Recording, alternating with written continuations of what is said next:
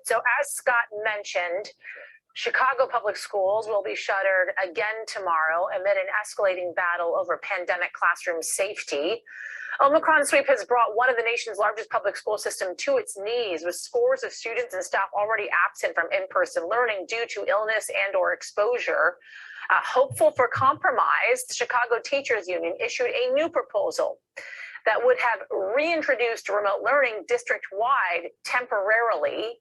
But Chicago Mayor Lori Lightfoot flatly rejected that proposal, warning the union, quote, "We will not relent." Parents are outraged, and they are making their outrage known to the teachers union. They are writing letters, emails, they are protesting, they're holding press conferences. This is an unprecedented level of parent activism, all in support of returning to in-person learning. This is an untenable situation and completely, utterly avoidable. All right, with me now are Ryan Griffin, an advocate of in-person learning, and Courtney Rithema, an advocate of remote learning. Both parents have children in the Chicago public school system. Courtney and Ryan, welcome. All right, let's have it out here on national television. I also am a parent of two young children in the public school system here in New York City, so I am certainly very aware of the issues that you both are dealing with. Courtney, let me start with you. I'm an advocate of virtual learning. I'm telling NBC News that right now the benefit of sending your children to school does not outweigh the risk of coronavirus exposure. Talk to me about why, how you got there, especially when I know both your kids are in fact vaccinated, as are you and your husband. Thank you for inviting me today. First, I would like to acknowledge that we are two white parents being invited to speak as representatives of Chicago public school parents. We white people only make up about 11% of CPS families, while 83% of our student population are Black and Latinx. This is important because throughout the pandemic, our society has already asked people in lower income jobs that are overrepresented by Black and Latinx people, to sacrifice their health and even lives to keep the economy going.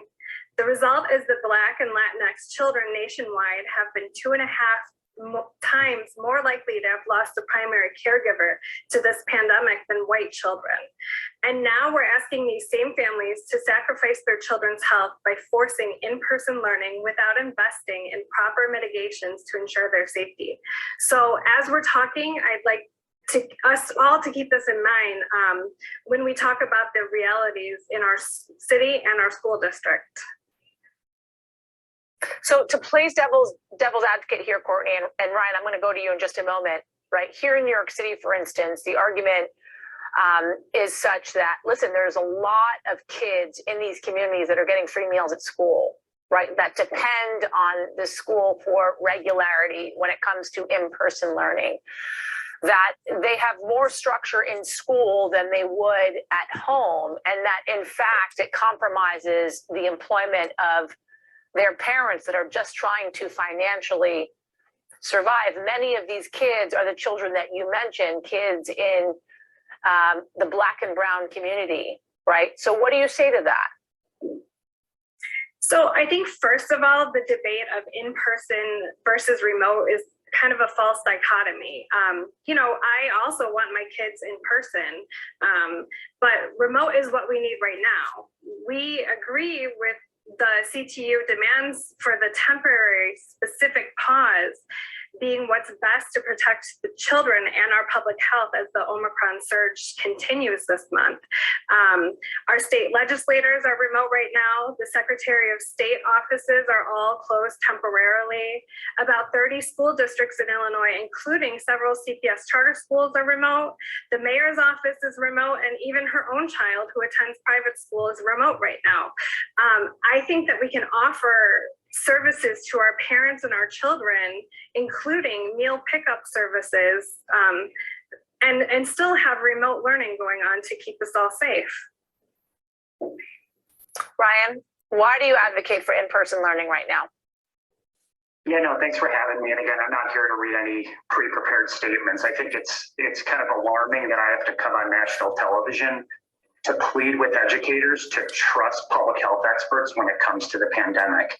I think unfortunately, we have overwhelming consensus on the harm of prolonged school closures.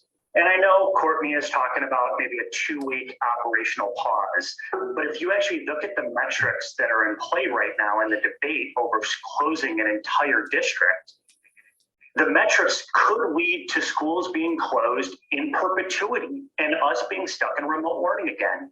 You have to be surgical here, school by school. I believe in quarantines. I believe in vaccinations. I believe in masks.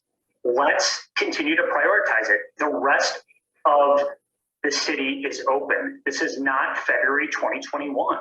And so I think that's the frustration. And again, we have petitions with 5,000 parents on it saying schools need to be open now. We have the mitigation in place.